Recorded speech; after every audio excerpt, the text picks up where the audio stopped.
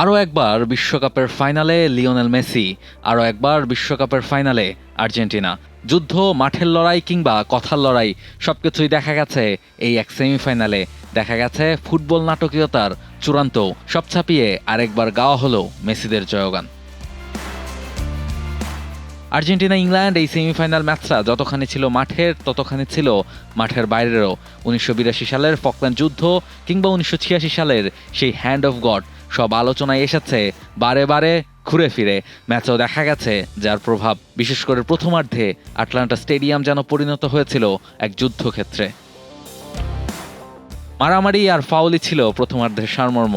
দুই দলের কাছ থেকে তেমন কোনো আক্রমণই দেখা না গেলেও ফাউল হয়েছে একের পর এক।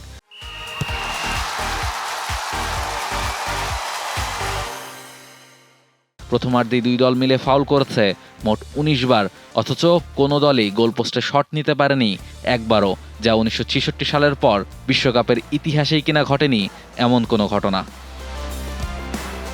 বহুল কাঙ্ক্ষিত এই সেমিফাইনাল ম্যাচের প্রথমার্ধে তাই রেফারির ভূমিকাই ছিল সবচেয়ে বেশি। সেটা দেখে হয়তো খানিকটা হতাশায়ও ভুগেছিলেন ফুটবল ভক্তরা। তবে বিশ্বকাপের সেমিফাইনাল ম্যাচের নাটকীয়তা তখনও বাকি পুরোটাই। দ্বিতীয়ার্ধের শুরুতেই গোলের দেখা পায় ইংল্যান্ড। ডান প্রান্ত থেকে আসা মর্গান রজার্সের দারুণ এক ক্রস, সেখান থেকেই গোল করে ইংলিশদের এগিয়ে দিয়েছেন অ্যান্থনি গর্ডন। ম্যাচের 55 মিনিটেই লিড পায় ইংল্যান্ড।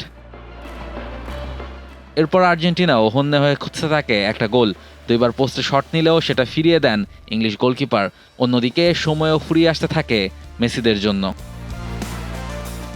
অবশেষে ম্যাচের 85তম মিনিটে ভাগ্য খুলে আর্জেন্টিনার, দলকে সমতায় ফেরান এনজো ফার্নান্দেস। বক্সের বাইরে থেকে দারুণ এক শটে গোল আদায় করেন তিনি। আর্জেন্টাইন ভক্তরা হয়তো তখন অপেক্ষা করছিলেন এক্সট্রা টাইমের জন্য, তবে ম্যাচটাকে সেই পর্যন্ত নিতে চাননি মেসিরা।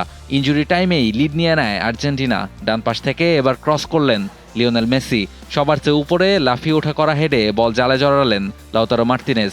আর তাতেই যেন লেখা হলো এক রূপকথা, আরও একবার বিশ্বকাপের ফাইনালে পৌঁছে গেল Argentina. Rahul Roy, Zee sports.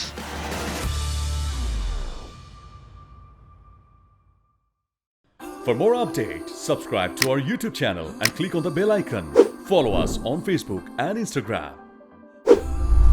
Download T-Sports app to enjoy exciting games and highlights. Visit tsports.com.